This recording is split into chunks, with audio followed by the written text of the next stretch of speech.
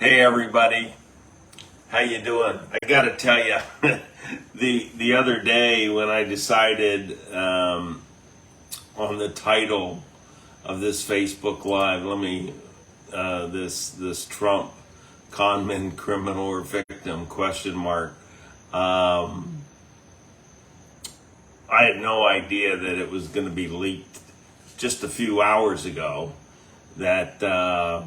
That in fact Donald Trump was indicted by this New York grand jury. So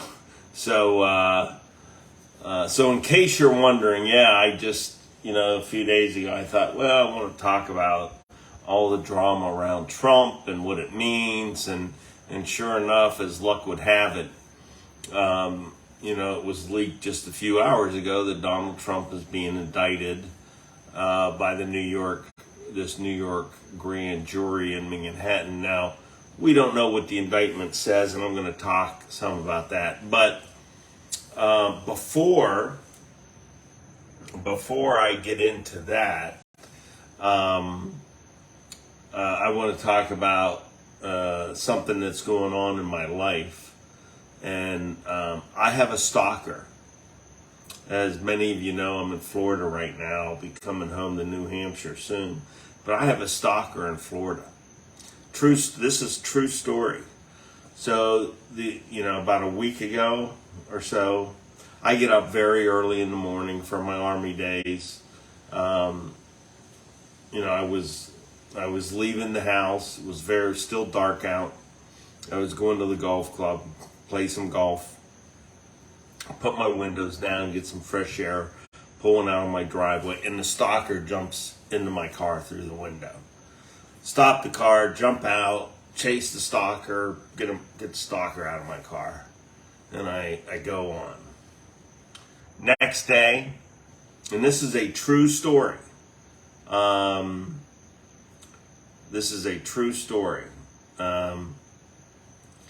Next day, I wake up and I have these big windows in the back of the house here. 4:30 in the morning, the stalker is looking right in the window. 4:30, chase the stalker off. Next day, I wake up. I don't know, again, I was leaving the house about 6 a.m., go out the front door, look off to the right. The stalker is over there against the wall. Chase the stalker off. The very next day, wake up early, still dark out, get in my car. The stalker is on the hood of my car. Hi, Tim. The stalker is on the hood of my car. Get out of the car, chase the stalker off. So I have a stalker in Florida. Now, you're not going to believe, I'm going to let you know who the stalker is. I should say what the stalker is. And it's a frog. This frog, every morning, that first time he jumped in the window, hit my shoulder, I look up, he's on the windshield looking at me. This frog shows up every morning looking at me, and I was on the window looking in the house, on the wall, on the hood of my car. Every day, this stalker is out here somewhere looking at me. So there's a little peek of what's going on. So now let's talk about Trump, and let's victim, con man, criminal. One or the other, or part of all.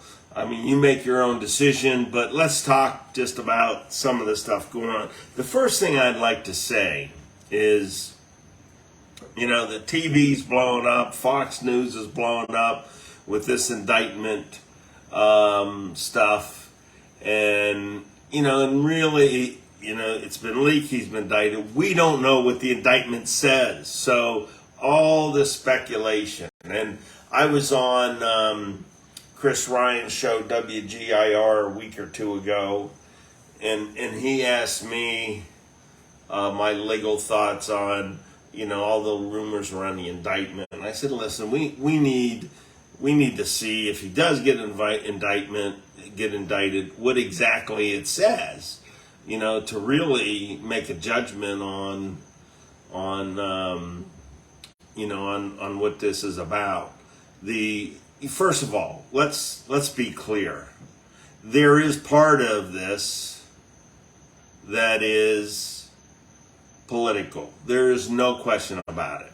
And and I think if anyone thinks there's not part of this that's political, you're not being objective.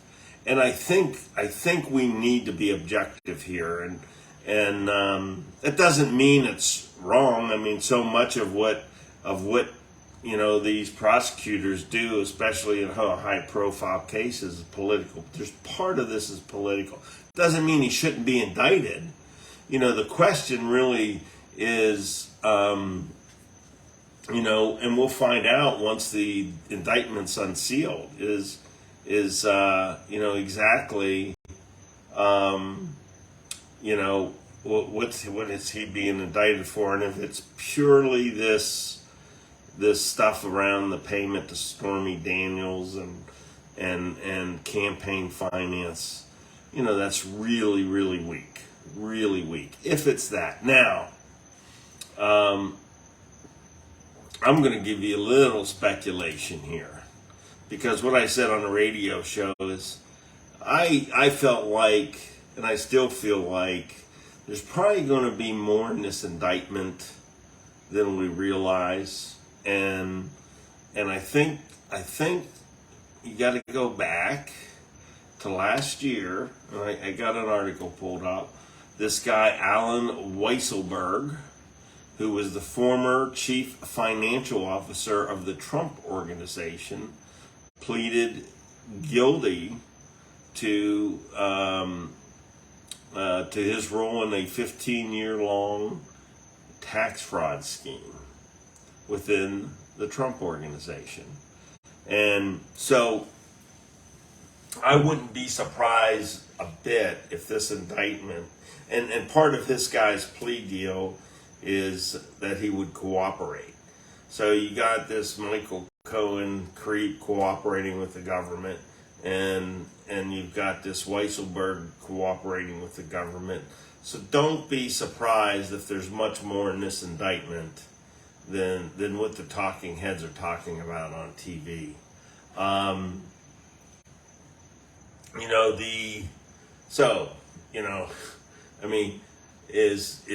If this indictment, I think it probably could fit into both categories, that there's enough meat in there once we see it that and of course everyone's presumed innocent until found guilty, but if it goes to trial and he's found guilty, he's clearly a criminal. And there's also part of it where I think he's a victim. Especially if there's not other charges, if there's not charges in addition to this Stormy Daniels payment stuff. And I'm just curious if the payment, the reimbursement to Michael Cohen, and those of you who don't know, is Michael Cohen paid Stormy Daniels for a non-disclosure agreement regarding Trump, and then Trump, although he now has denied it, there's a video of Rudy Giuliani saying to what's his name, Hannity, that Trump reimbursed him. And I'm just wondering if part of this isn't how that was handled on the books of Trump Organization and for tax purposes, whether that was the Trump Organization tried to do a tax deduction with that under New York state law. And I don't know if it's taxable or not, but I think there's more there. So, but this also, back to the con man, criminal, or victim stuff. One thing I want to say as a conservative, I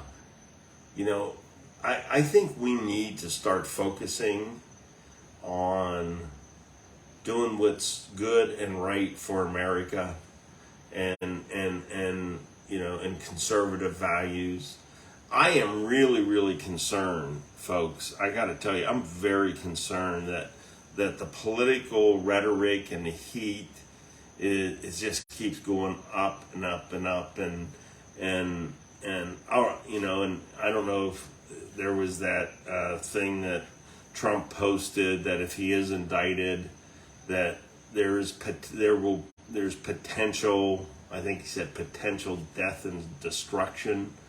And then he on Hannity Monday night, he tried to really downplay and said, "Hey, I just said that there could be." Well, come on, a guy like that, former president, running for president, you know, can't be musing about, "Hey, if you do this to me, there's potential for death and destruction." I mean, it really worries me that this political rhetoric just keeps getting ratcheted up, and it's on the other side too. I don't know if you saw, but I think this weekend there's a rally or a protest in D.C. by those in support of the transgender agenda, and they're calling it the Day of Vengeance. I mean, you know, and you know, those are dangerous words, and Trump saying, "I am your retribution." We got, you know, the two political sides talking about vengeance and retribution and death and destruction. You know, that's really bad for our country. You know, really bad. And I think we conservatives who believe in traditional values, I think, you know, part of those traditional values is not to think in terms of retribution or vengeance, and I think it's up to us to try to turn down the volume on all this stuff. It's just not healthy, and you know, so you know, the whole deal with Trump, you know, I think he has other bigger criminal exposure in both the classified document situation, and you probably heard where a judge has ordered his attorney to testify in front of the grand jury that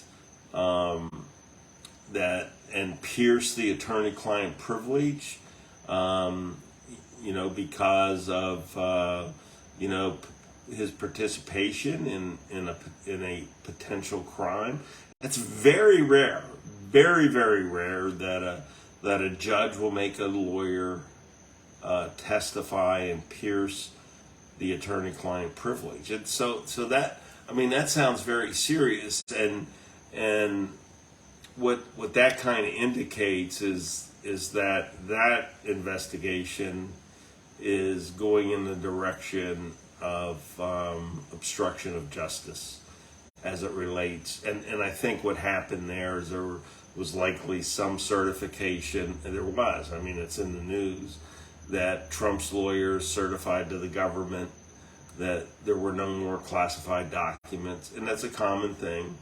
And I suspect the lawyers relied on representations and certifications from Trump that there were no other classified documents, and it turns out there were, and that become, you know, that's a violation of the subpoena.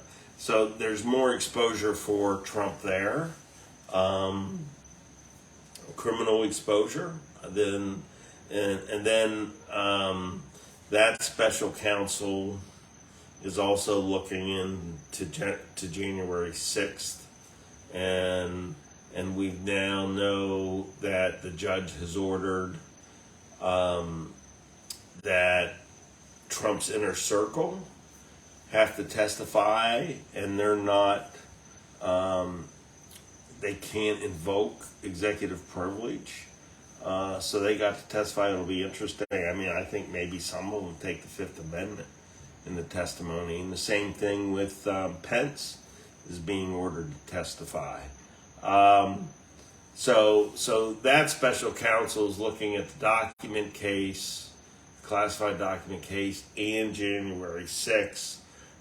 In this video, I'm not going to go down the rabbit hole January 6th, but I am going to do a complete video on that because I've read so much about it, and we should talk about it. The only thing I would mention about January 6th is sort of the parallel with Trump's comments about potential death and destruction if he's indicted. So there's some parallels there. And then there's really, that's three, the indictment in New York, classified document case, the January 6th, those two being investigated by the federal special counsel, and then you've got this investigation going on in Georgia by the state, I'm not sure if it's a state attorney general or the district attorney in Atlanta. I just don't remember. And that has to do with his interference with the election results from Georgia. But I got to tell you, that all this stuff, I mean, that's where I got to step back and say, really? You know, and I think, I think we're kidding ourselves if we don't recognize that, much of this stuff, Donald Trump has brought on himself, whether it's criminal or even if you say he's a victim. I mean, his behaviors, his judgments, his rhetoric, how he treats people, he brought a lot of this on himself. And fundamentally, it's like, enough already. And in my opinion, just all of that noise, all of that stuff that he does to cause these investigations, it's really bad leadership. One of the things about being a leader is, you lead by example. You're supposed to set examples as a leader, and I don't know. I don't think it's a good example as a leader to be, messed up in this stuff. And now, listen, I think there's a lot of people out there that's going to say he did nothing wrong, and it's the deep state that's going after him, and on and on and on. And I think some of that's true as well, but this stuff isn't made up out of whole cloth. And I know some of you probably think it is. It's all made up. Yeah,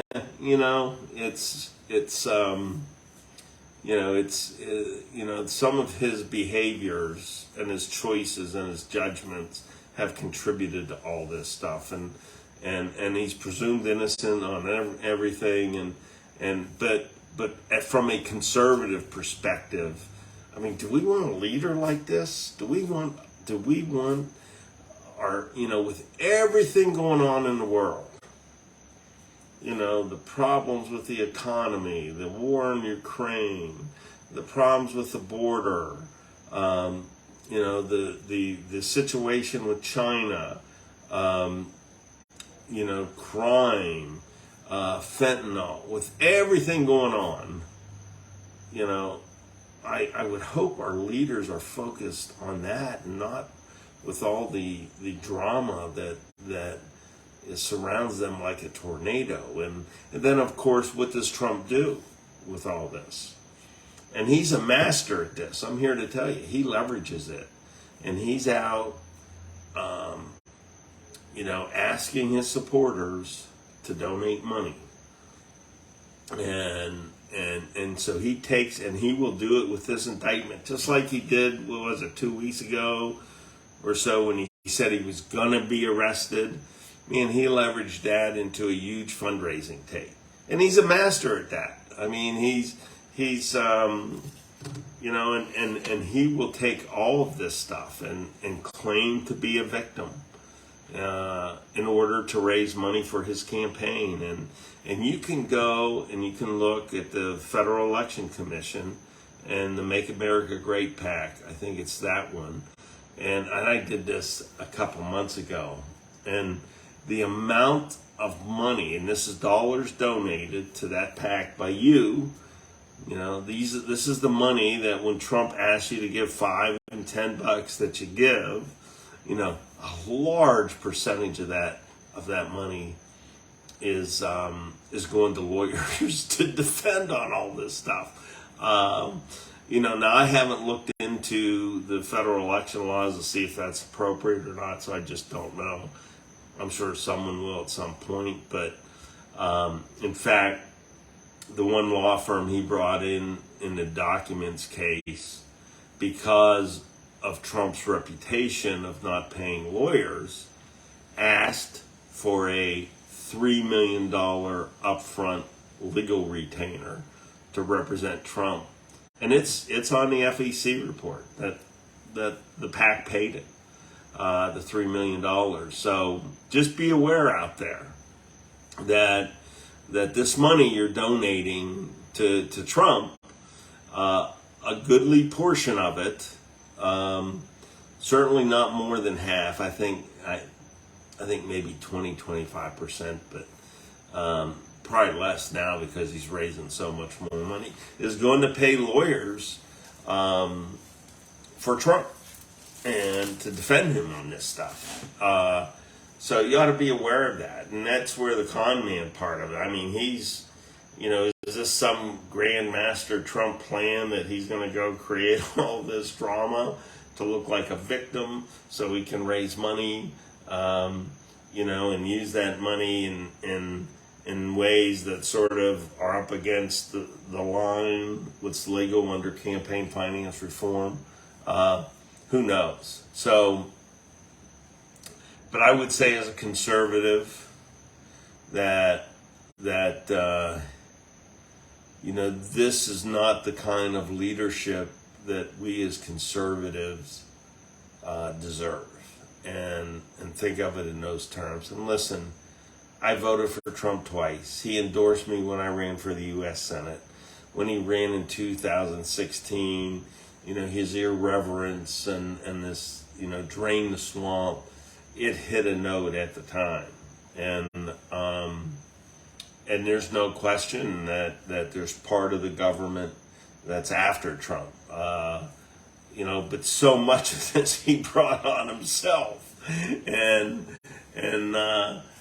So he's an incredibly historic figure. I think historic for reasons that,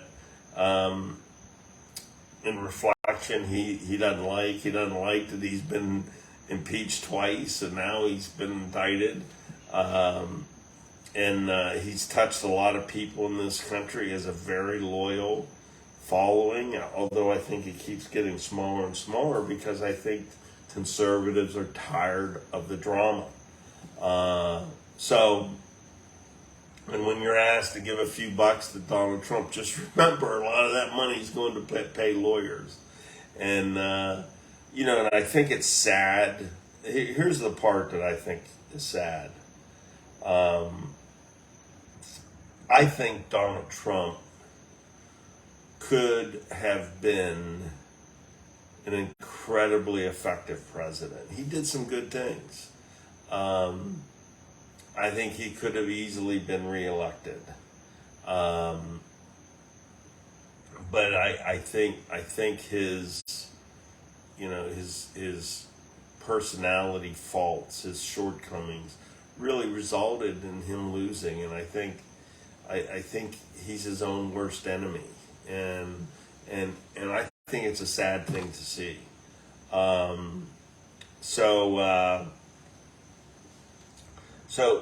Let me just finish up here. The New Hampshire Advantage PAC.